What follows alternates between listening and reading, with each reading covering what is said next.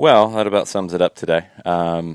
Music doesn't want to start. The bass isn't going to drop, but that's okay. We will figure this out as we go. It's going to be a little bit shorter version of Soccer Down here today. In all of the chaos last night in figuring out what was going on down in Fort Lauderdale and around MLS, I left my power cord at the stadium. So I'm on limited power, and obviously I'm on limited everything when I can't get the other music to play.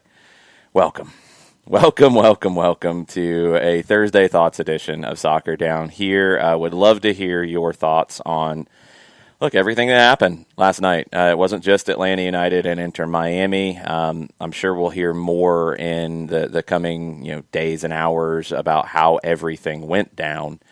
It happened in real time in front of us, in front of you guys, in front of the world. So, what's next is probably the biggest question, and how do you harness this? Because it has to be harnessed. It can't just be postponement of a game and that's it. There has to be more to this, and we will see where that goes. John Nelson, Jason Longshore here with you. If you want to get involved in the conversation, like I said, we're going to go for about an hour this morning.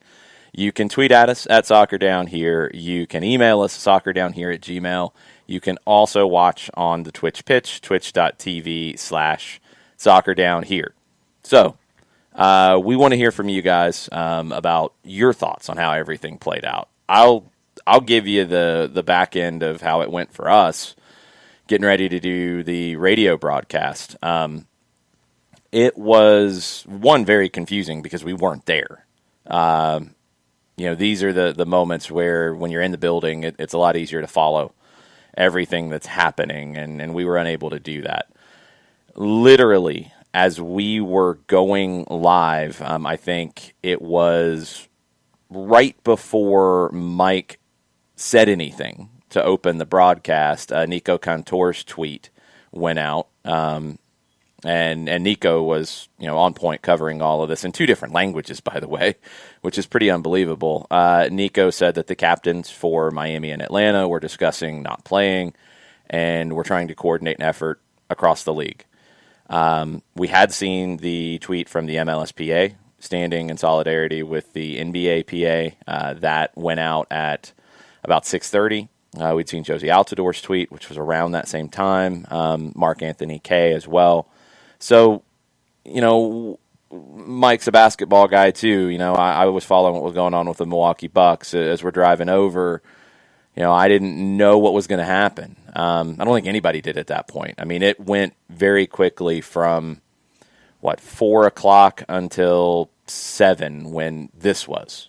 So, we didn't know how things were going to play out. And then even in the hour that we're waiting for kickoff, we didn't know because it was back and forth. There were conversations in Fort Lauderdale. Teams did warm up, and then they went back to get ready for the match. We knew by that point Orlando and Nashville had kicked off. We'll talk about that too. We knew that warm-ups, I think, had not started in Dallas, which was the next game, an 8:30 kickoff. And when we saw our feed come up with cameras from Fort Lauderdale and kind of what we thought was starting towards a normal pregame situation, at least normal in the COVID-19 world, we thought there might be a match. Once Atlanta United players didn't come out initially, and I don't think you can really draw anything from how it played out in that way. I don't think it's Atlanta United refused to play and Miami wanted to play. I don't think things are that simple. I don't think Orlando and Nashville said, we don't want to protest, we're going to play. I don't think things were that simple. I think it was all figuring out what to do, how to do it, what should be done, and what made sense at the time. And also trying to do it outside of a bubble situation, which, the NBA and the WNBA could be very coordinated in their efforts. It was impossible for MLS to do that. And then, you guys saw the rest of it. I mean, you guys saw how it played out and what went from there. Shelly Ray on Twitch said Mark Anthony K let Orlando have it this morning on Twitter. I saw that. And maybe I'm wrong. I think one thing he was saying, and I want to make it clear, I think he was talking about the way people reacted after the match. more so than playing the match. I thought Nashville's post-match media availability gave some insight into how everything played out on their end. Just think of the timeline. I mean, I can tell you, and you guys who've been in the building early, you kind of know how this thing plays out. You're warming up. Lineups come out an hour before kick. You're warming up in that, goalkeepers usually go out a little bit early. You're warming up 45 minutes before the game. Your phones are off well before that. So, we heard afterwards that there were conversations going on before Nashville and Orlando got to that point. By the time they were ready to warm up, there was no consensus. I mean, I don't think there was really much of a consensus until kickoff for Atlanta and Miami, to be perfectly honest. And that's 8 o'clock. You're already into the first half. And then I think there was a lot of criticism of them going back to play the second half in Orlando, and you're not checking your phone. You're locked in. I mean, you're in another world. When you're in a match to play effectively, you're in another world. You're not thinking about what's going on the outside.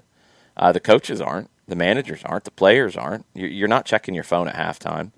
The Braves said the same thing, and I believe them. I don't think it's fair to cast aspersions on that at all. And if you want to talk about what was said after the match, different conversation. Celebrating a win, I mean, I don't know what you do. Nobody knows what you do here. I try really hard to give people the benefit of the doubt in these situations because I think a lot of people are figuring out how to react to this on the fly. This isn't easy, and it's very difficult at times to know what the right thing is to say, what the right thing is to do, and I think there's some unfair judgments on people who might not know that straight away, have absolute good in their heart, have absolute good, feelings towards their fellow people, but they just don't know how to express it or say it or do the right thing in the right moment or when or how fast or any of these things. And, maybe cut people some slack a little bit. I think Orlando and Nashville need to be cut some slack. John, you were at home kind of watching all this play out, so you had the benefit of some different elements that we did not. How strange was it on your end?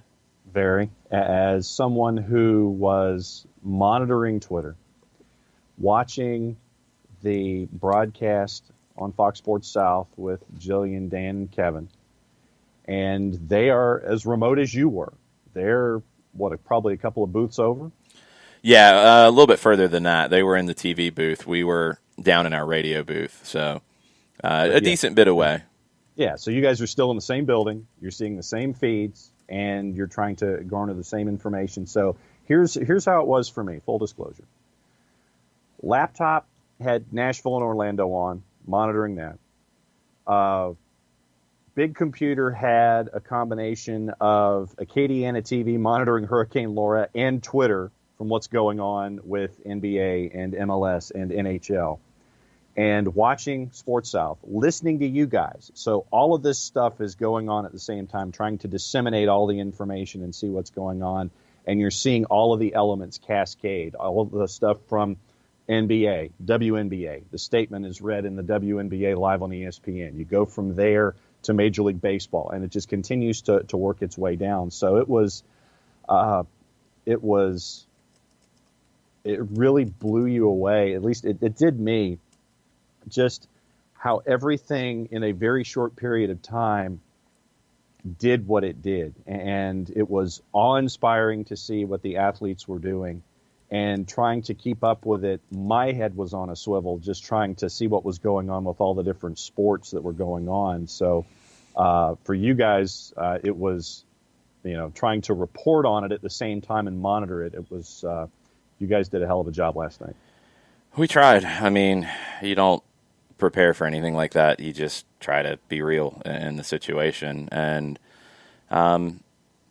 you're trying to be respectful of everybody who is listening. And look, we all have different opinions. That's what this country was founded on. I think at times we've lost the ability to respectfully disagree, and that's become a huge issue. But there's things that I think are just non-negotiable in terms of how people are treated and what's fair and what's right. And that's kind of where we're at right now. So Thank you, Katie. Thank you, Four Card. Thank you, everybody who was listening. And we had a lot of people send us messages afterwards.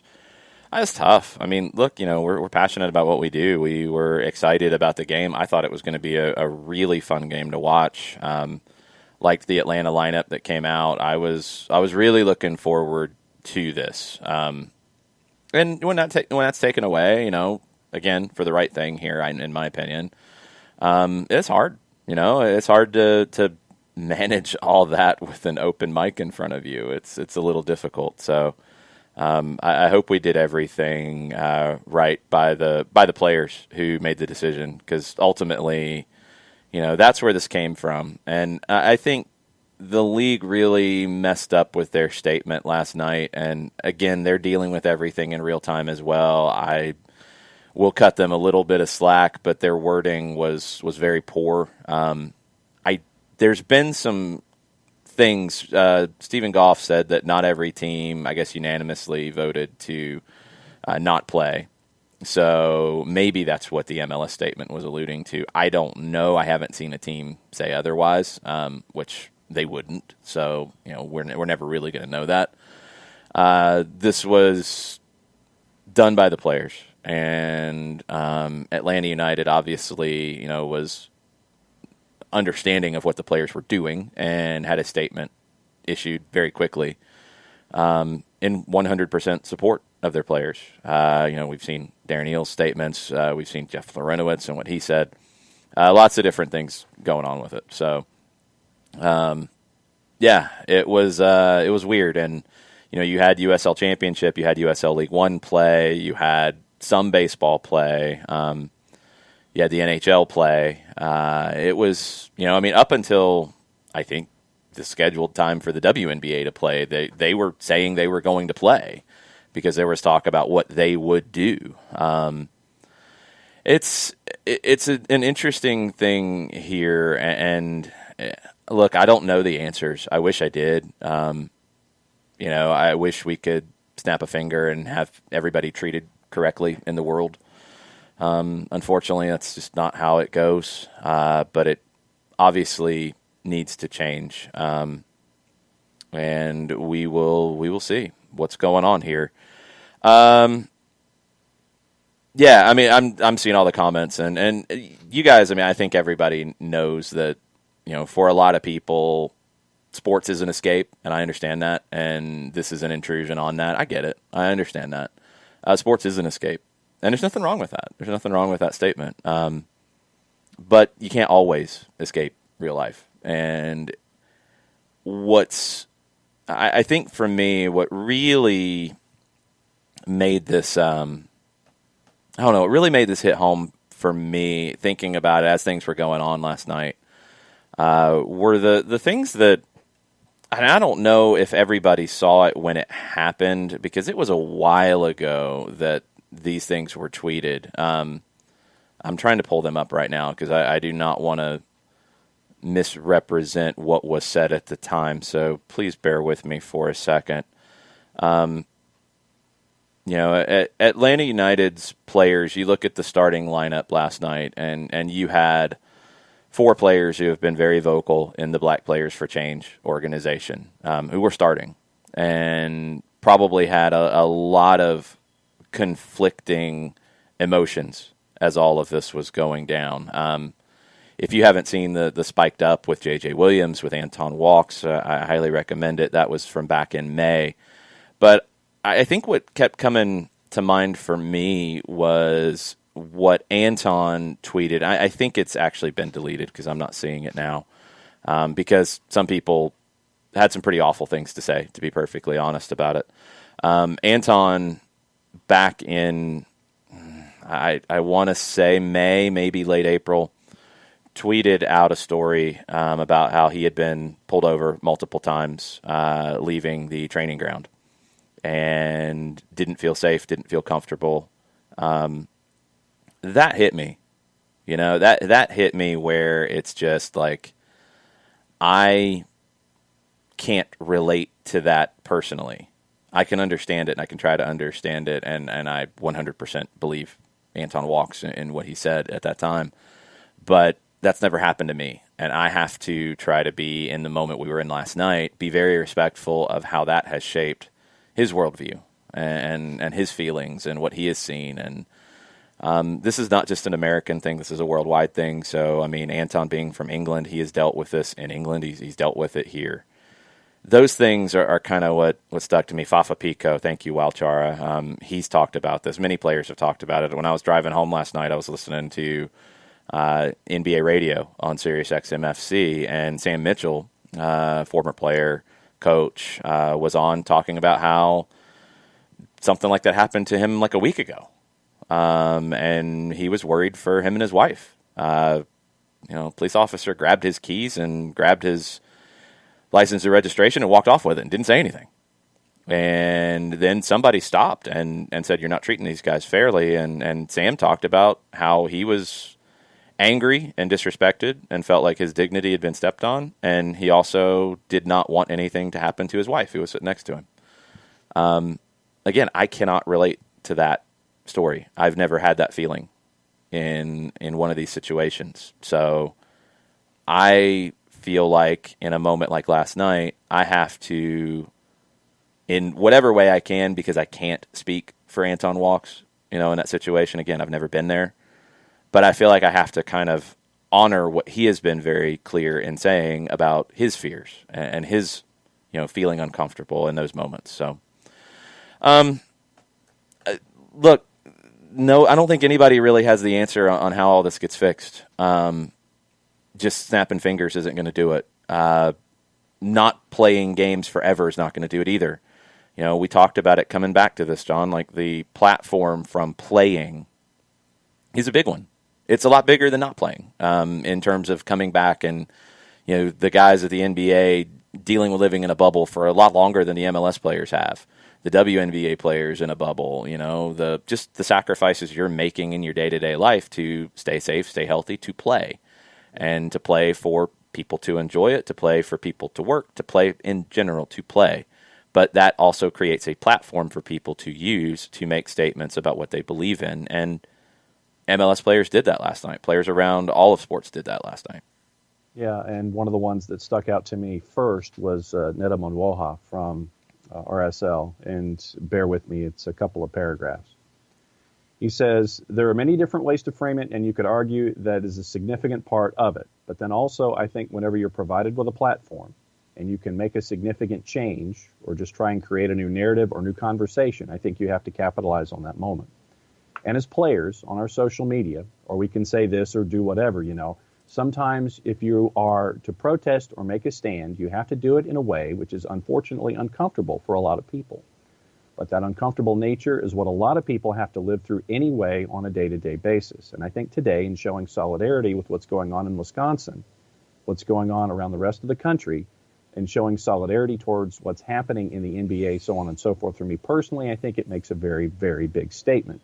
And yes, people will miss out on the entertainment, but at the end of the day, it's entertainment. There are other things going on, which are essentially life or death, which should be a bigger part of any conversation that exists today, as opposed to maybe just missing out on an MLS game or an NBA game. That was one of the first comments that stuck with me after what was going on yesterday. I mean, something that hit me during all of this is again, we don't really know what's going to happen. We don't really know how this is going to play out. L. Duncan from ESPN tweeted out, and NBA TV and NBA radio talked about this as well. In the NBA, I mean, you're in the playoffs. Like it's a little bit different conversation there for me. You're in, Game 5 for the Milwaukee Bucks, and look, this latest incident of one of many happened in Kenosha, Wisconsin, 30 minutes from Milwaukee, and the Bucks to be the ones to make this statement and kind of lead this is completely understandable. And nobody knew they were going to do it. I mean, even the opponents didn't know, the Orlando Magic. For them to do that makes sense. But this was something that in the NBA, there had only been one game that had ever been postponed due to protest or canceled due to protest, and it was an exhibition game in 1961. Bill Russell led this with the Celtics. There was talk about an all-star game in the 60s being postponed. It ultimately was played, but that was talking about union representation and those sorts of things. I think it was about pensions and things. This is unprecedented. This has never happened, and I completely understand the questions that are there about now of, what does this lead to? Because it has to lead to something. Otherwise, it's not wasted because a statement was made. A statement was issued, and a statement of this is not right and this can't continue was made very clearly. But what happens as a result? And it's a tricky situation because, pro athletes aren't legislators. Pro athletes aren't, attorney generals. We will see. The fact that the Milwaukee Bucks were talking to the attorney general in Wisconsin from their locker room after this happened is pretty mind-blowing, that they were able to achieve that. Now, will that lead to something in this situation, in others? I hope so. Because no, it can't continue. It just, I think people's eyes are open to it. And I understand if you haven't had the same life experiences as different people that it's hard to put yourself in their shoes. I totally get that. I try really hard to, and it's just not easy to do at times because it's not the life that I led. But I think having the empathy for people who are being very open and very, honest and very, I think, just raw about, how things affect them. I think having empathy for others is a really important thing right now.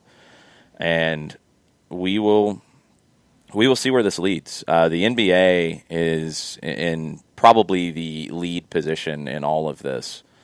And the NBA, there is talk, and this came out last night because the players met for about 3 hours or so. All the players in the bubble met and talked, and it sounds like there were two teams, the Lakers and the Clippers, who did not come to a consensus with the rest, and right now they're not playing today. There's a Board of Governors meeting at 11. There's been talk about pressure on the owners to step up, which makes sense from a tangible action perspective, the owners to step up and use their influence to try to take tangible steps. And it sounds like a lot of things in the NBA conversation are based around voting rights, and police reform.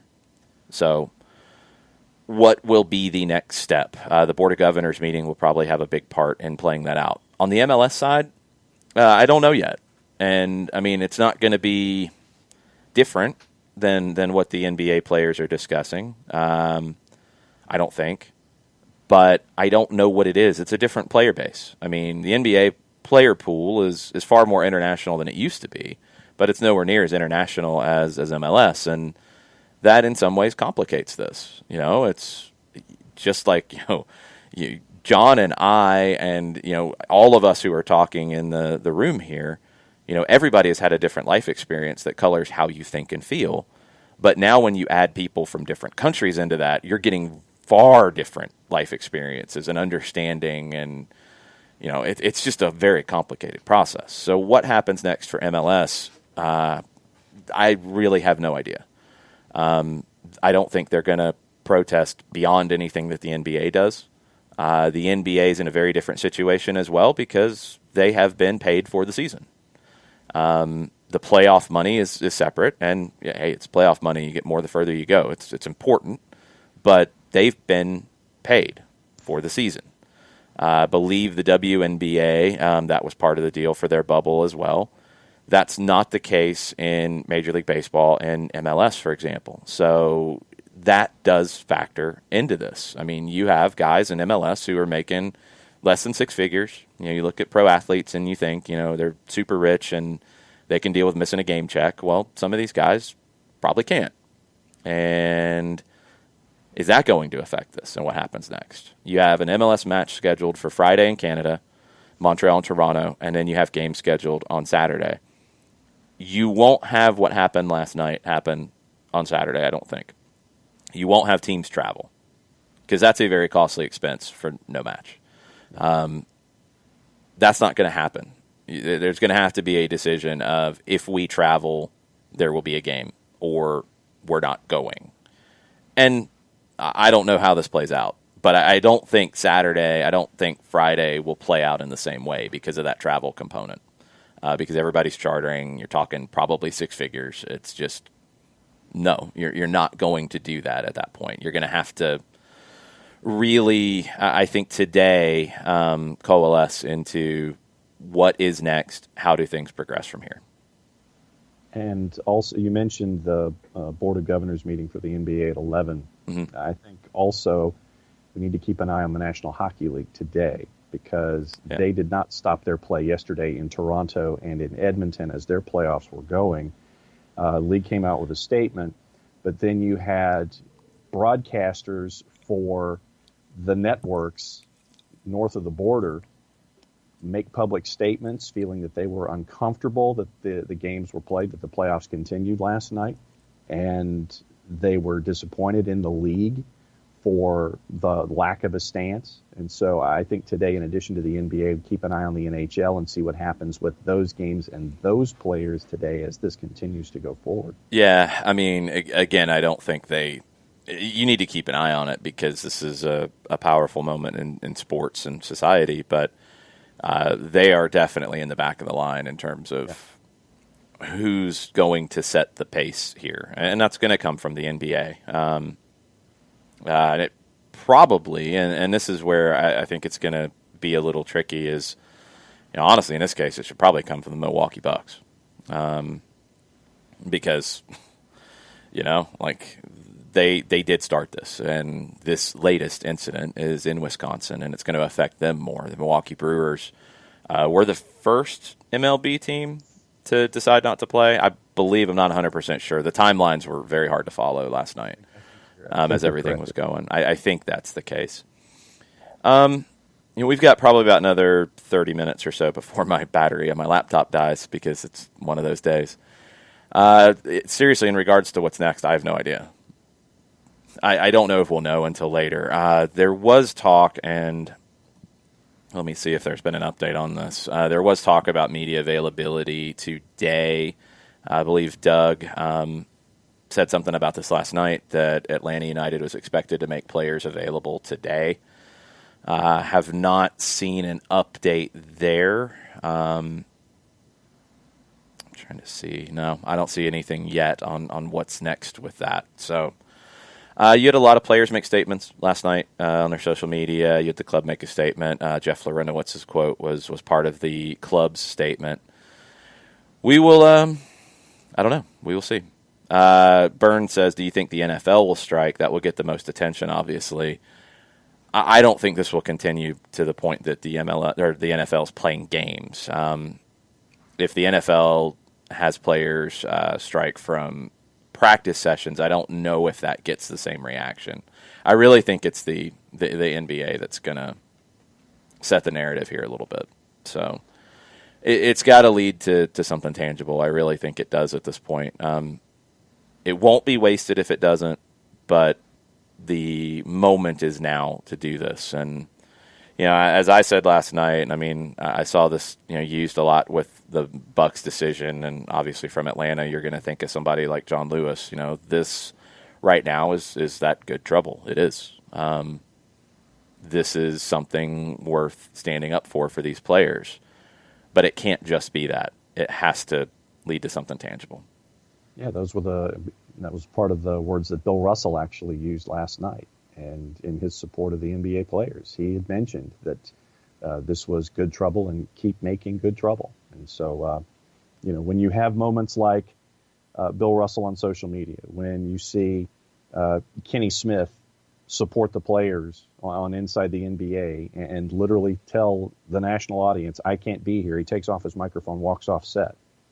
When Robert Horry and if you haven't seen it, Robert Horry discussed how he explains these things to his son and how difficult it is for him these days to explain the current dynamic to his son. It was amazing television. And when you have these athletes reach out and be as open, Chris Webber, another example yesterday, and be as open and as honest and as raw as they've been.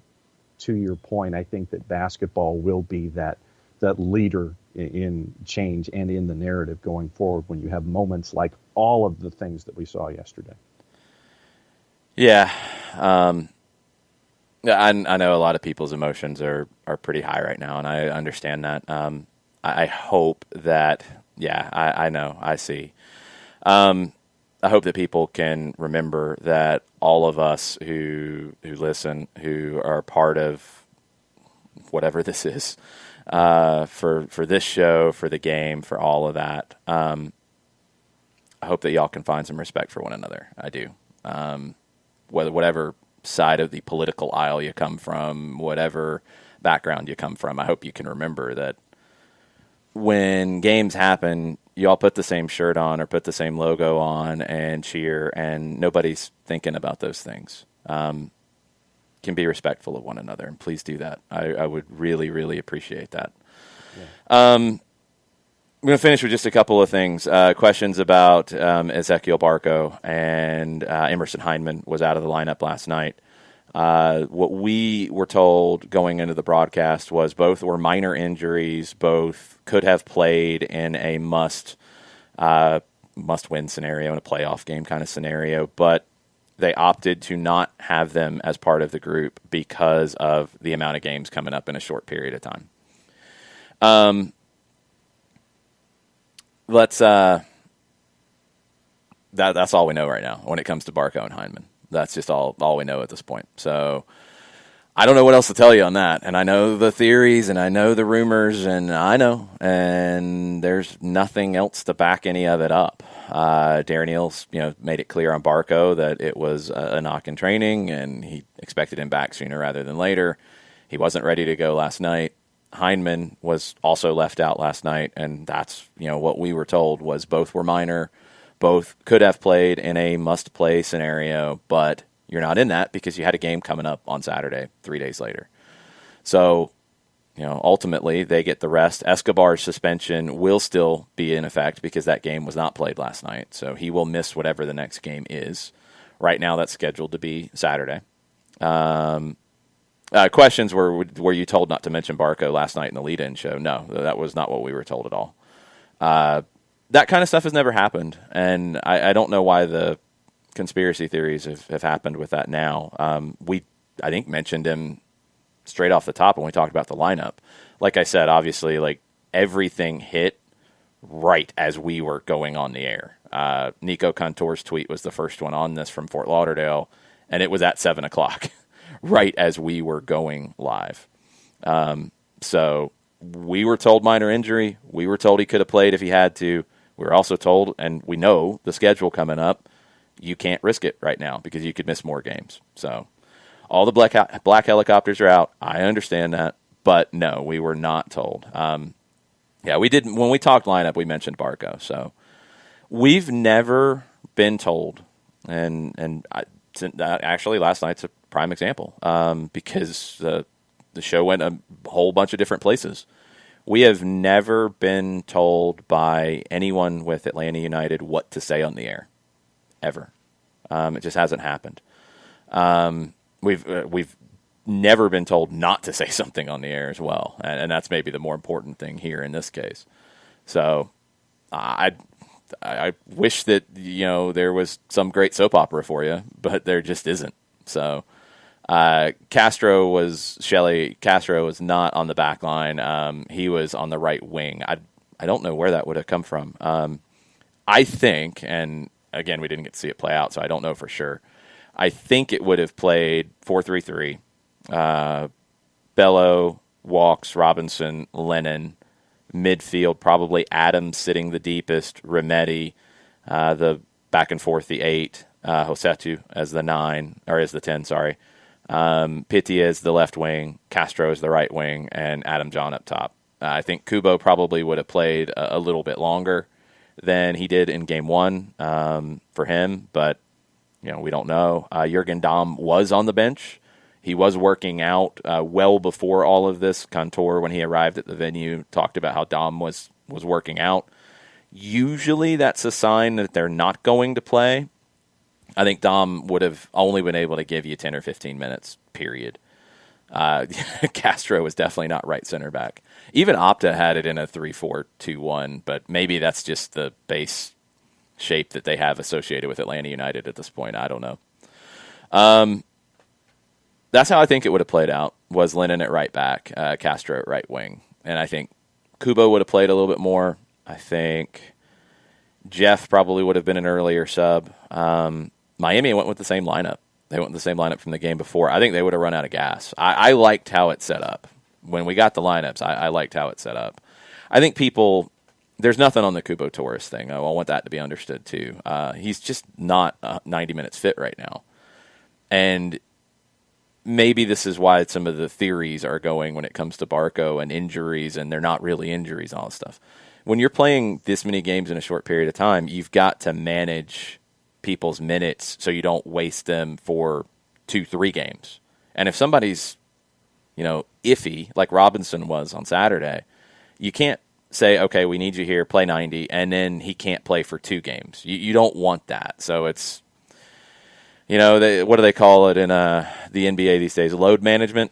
Yes. Is that the word that goes around? It's real right now with the schedule. So that's an effect. And when you have a minor injury, you have to be careful because you just can't let it turn into a major one.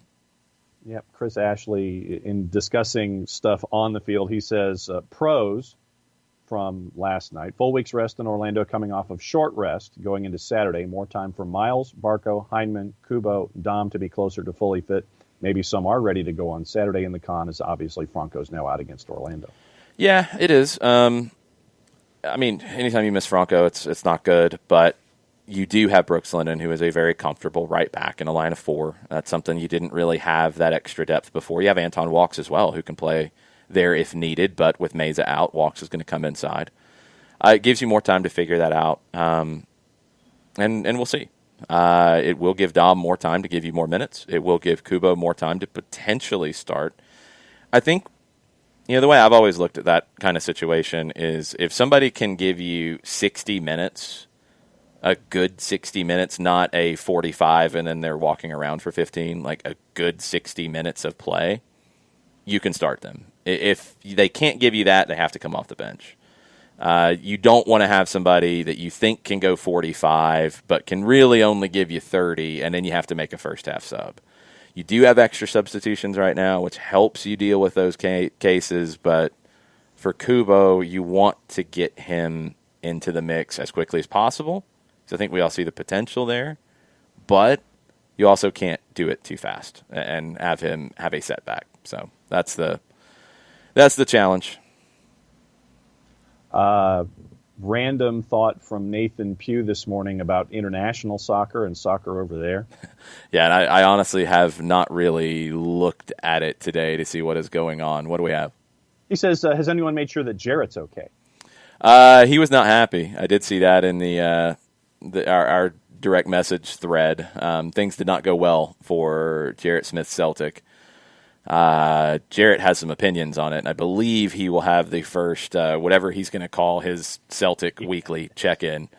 That should be coming out here pretty soon, and I might need to put the adult language barrier on it. Bleep, bleep, bleep, bleep, bleep. Yes. Ricky Ricardo asked about Escobar's status for Saturday. He's suspended. He's suspended for the next game played. So this game was not played. He'd be suspended for the next one. It's like if Weather made this one not get played. He didn't sit his suspension. So he is suspended for the next game that is played. There's just no way around that. Yep. We are caught up on Twitter, although for those who have not peeked into the timeline, Matt Wagner has linked to the Anton Walks interview he did with Sport Bible. Yeah, please check that out just to understand a little bit of what would be going through his head and when all of this is going on and how he feels about it. Please check that out if you get a chance today. I definitely recommend that. Turner said, if a match is abandoned mid-match, would that cover the suspension? It's not about the minutes it's played. It's if it's an official match. So it's going to depend on the competition rules about does it count or does it not count. If it counts, if it's an official result, then that's his suspension. If it isn't played and it doesn't count as a match, then he has not served his suspension. So this one, that's where you're at. He has not served his suspension. So he is suspended for the next match, which is scheduled for Saturday afternoon against Orlando. Yep. What else is on your mind this morning? I mean, that's honestly about it. I've seen different things as I kind of glance at the news. I know Paul Pogba has tested positive, and he was pulled out of the French national team squad that was getting together to train. There's been quite a few other players who are starting to test positive in Europe. We talked about this on Soccer Over There as, teams come back from holidays, as players come back, family holidays, what have you. As these teams come back into play, you're going to have positive tests. You will. It's got to be managed. The same protocols are in place. Things have to be managed. They have to be handled correctly so you don't have spread within the team. So far, it sounds like that's what's happening for the majority of your clubs in Europe, but this is a different challenge for them than at the beginning of this. This is a very different challenge. So they have to be on point with it. Because if you slip up, you have a situation like the Miami Marlins did, like the St. Louis Cardinals did. You just have to understand that you have to test, you have to manage, you have to isolate, and you have to do all of the social distancing to limit risk. That's just where these teams are. You can't get comfortable right now in dealing with this. And with everything going on at the moment, you can't forget those things. It's easy to. I mean, I've noticed with everything going on in the last week, there's been twice that I've walked out the door without having a mask in my hand. And it's easy to forget at times, and you can't.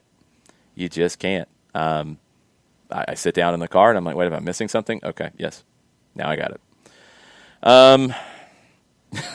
That's where we're at. Lots of questions in the Twitch pitch about, and thank you, Shula Sean. Thank you for your kind words. Lots of questions about Barco, Heineman, people who were out of the lineup for injury for Saturday. It is day-to-day. I mean, day-to-day injuries are, you hear about it in England. I think one of the common expressions is a fitness test the morning of the match. Yes. Well, they passed the fitness test. That's what you're waiting for Barco. And I would assume it'd be the same kind of process. I don't think he would come straight back into the starting lineup. He's missed enough time now that you probably want to use him off the bench first because you have to be careful with minutes. So that would be my assumption. ATL Leone said, any thoughts on the MLS match that was played? From a soccer perspective, I have not watched it. I was keeping up with everything else when I got home last night after everything happened. So I haven't watched it back from a soccer perspective. I said it earlier that I think the criticism of them playing is unfair because of the timeline. I just don't think they would have been able to stop early enough from the way everything has been revealed publicly in terms of the timeline. I don't think they would have had that decision quickly enough. Beyond that, I mean, Mark Anthony Kaye was very critical of Orlando City. I really do think for more of the statements after the match, which I don't know what you do, honestly. If you're a communications person, if you're a player and you're being asked about the game, you're still in game mode. I mean, I don't know. I give them the benefit of the doubt here. I don't think they were being insensitive. Domer really wants to criticize Orlando, and I'm going to be nice to Orlando. I think people wanted to criticize the Orlando Magic even because I don't think they really understood what was happening at first with the Milwaukee Bucks, and they didn't know, and that was, that's come out after the fact, is the Bucks made this decision, and the Magic didn't know. They kind of wish they had been given the heads up. I just don't know. I'm not going to put that on Orlando this time. Domer, something will happen where we can hit on Orlando and talk trash. It'll happen. Give it time. This one, I'm going to give them the benefit of the doubt too. I'm going to give a lot of stuff the benefit of the doubt right now, and just hope that we can all be better to one another, and hope that some of these things that are being very strongly pointed out can change, because it's time, and it's well past time. So, anything else, John, before we go on the Twitters? Nope. We are caught up on the Twitter, sir. All right. Sorry about me forgetting my power cord because, yeah, my computer's about to die. It's kind of critical to doing this, Yeah, it was a weird night last night. It was a weird one. I thought I had grabbed everything. I thought I had checked, and of course I did not. I'll hit a couple more real fast from the chat if you guys have them. Derek Creighton, do you think Atlanta will recall Carlton for depth? I don't know the terms of the loan. They could. They have the roster space. I don't know if there's like a penalty fee. A lot of times there is for recalling, breaking a loan, or if it is, right or recall, no questions asked. I don't think you need to right now with Barco and Heineman being day-to-day. If you had a more major injury in those position groups, like if for Barco out for an extended period of time, Pitti out for an extended period of time, yes, I think that would be a strong consideration. But right now, no, I don't think so. Let's see. I'm being told to get some rest. Thank you. Colonel, I did not see what was going on with the national anthem in Orlando. I know it was played because there were fans in the stands. I have been clear, and I still feel this way about it. Nothing's changed on my end. I don't think the anthem should be part of the game day presentation. College football I don't know if it's ever or if it's just for the last 30, 40 years, plays the anthem before the teams come out. They don't play it while players are on the field.